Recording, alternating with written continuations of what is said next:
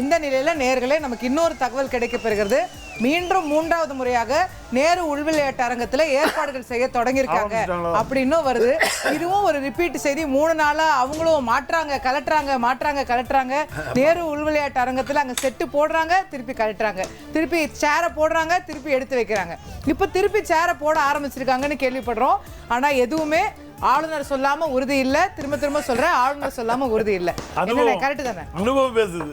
பின்ன எவ்வளவு 3 நாளா பார்த்த அனுபவம் இருக்குல்ல, அந்த அனுபவத்துல பேசுறீங்க.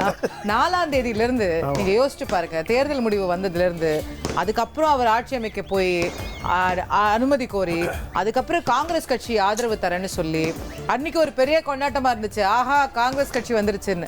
அதுக்கு அடுத்த நாள் என்ன சொன்னாங்க? எப்பா, இந்த காங்கிரஸ் வந்துருதான்ப்பா உங்களுக்கு பிரச்சனையே, இதனால நிறைய அரசியல் நகர்வுகள் நடக்க போகுது அப்படின்னு எல்லாம் சொன்னாங்க. அதுக்கு பிறகு மாறி மாறி பேசப்பட்டது. திடீர்னு திமுக அதிமுக கூட்டணி போடுறாங்களான்னு ஒரு பேச்சு எழுந்தது. அப்புறம் களமே மாறுகிறது, காட்சியே மாறுகிறது. விஜய் ஆட்சி அமைக்க முடியாது, எடப்பாடி பழனிசாமி மீண்டும் முதலமைச்சராக போகிறார்னு ஒரு பேச்சு வந்தது. அதுக்கு பிறகு அவர் கம்யூனிஸ்ட் தோழர்களோட, விடுதலை சிறுத்தைகளோட எல்லாம் தொடர்ந்து பேச்சுவார்த்தையில் ஈடுபட்டு வந்தாரு. அதுக்கப்புறம் ஃபைனலா நேற்றுக்கு கம்யூனிஸ்டோட அப்ரூவல் வந்தது ஃபர்ஸ்ட்ங்கிறத பார்த்தோம்.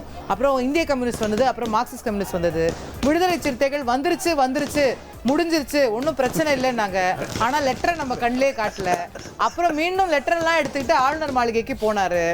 அப்போ போகும்போதும் என்ன சொன்னாங்க? தோ அவ்வளவுதான், இப்ப நம்ம பேசிட்டு இருக்கோம்ல, இதேதான் நேத்து நடந்துச்சு.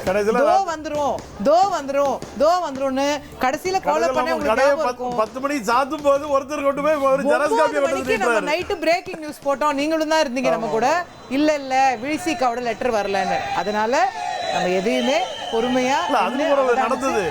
10 மணிக்கு நம்ம க்ளோஸ் பண்ணன உடனே ஒருத்தர் கொண்டு போய் திரு ராத்திரி இன்னொரு அதுக்கப்புறம் டிடிவி தினகரனோட பிரஸ் மீட் வருது. கரெக்ட். தினகரனோட இது நைட் மிட்நைட்ல ஓட தொடங்கிட்டு அவர் ராத்திரி போறதும் வரதும் அது ஒரு பெரிய புரட்சி.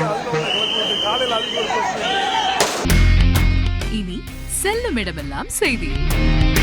தந்தி டிவியின் வாட்ஸ்அப் சேனலை ஃபாலோ பண்ணினா செல்ல இருக்கும் இடமெல்லாம் செய்தி. இதோ QR கோட் இப்பவே ஸ்கேன் பண்ணுங்க, ஃபாலோ பண்ணுங்க.